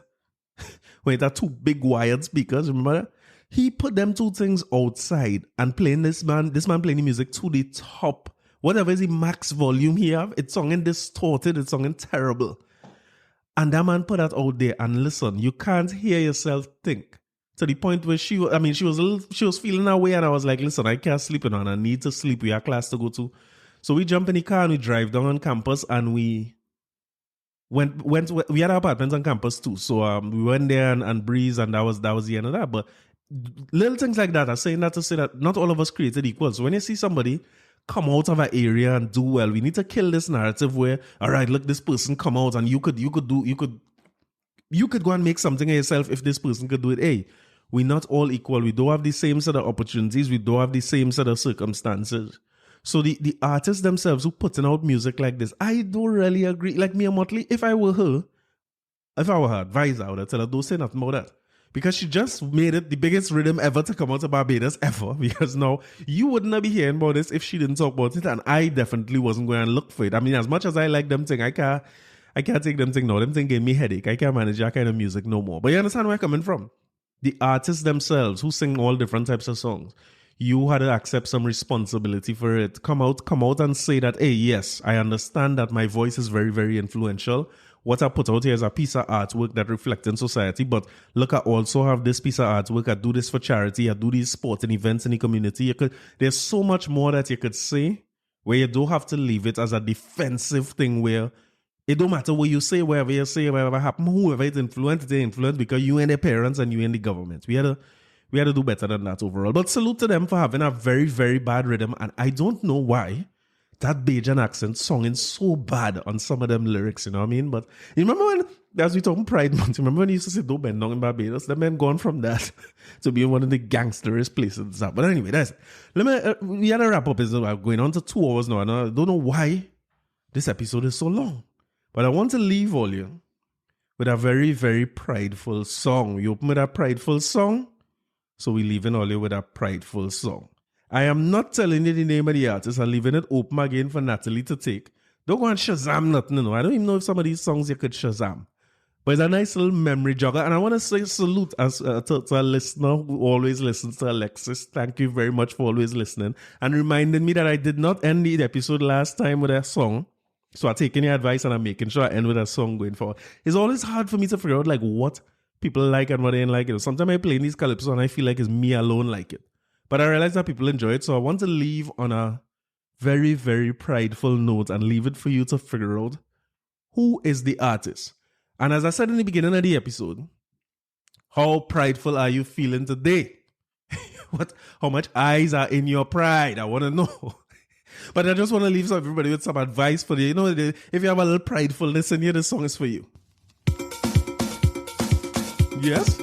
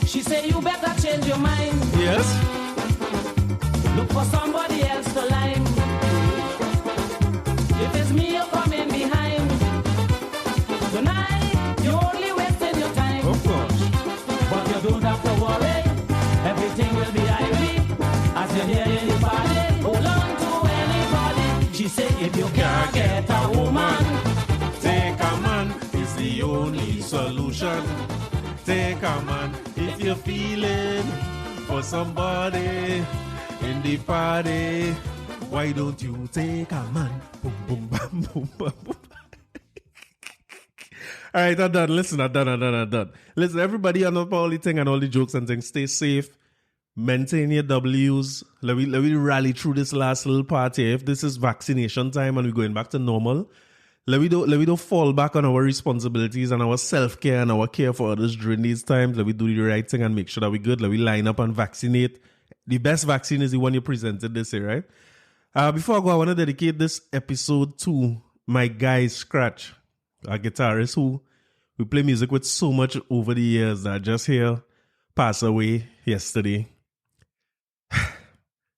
Boy, listen, is a great one and a great musician that we lost there. And I will miss all the times that we play music together and we parang all about. And listen, a hard time in these times is where a musician go down and you can't go and play music for him in the funeral. So I'm going to find out what could be done. And I hope that I could at least go somewhere close to with that man going down and play some music for that man, because he plays so much music for so much people over the years. There's one Parandero, a guitar man who any way you call him to go and play for anybody with no notice at all, Scratches a man and show up and he's be there and he's play for anybody. Yeah, your repertoire songs are real Cameron and Valley stalwart. So this episode live dedicated to my boy Scratch. Outside of that, I'm going to see you all next week. Bye.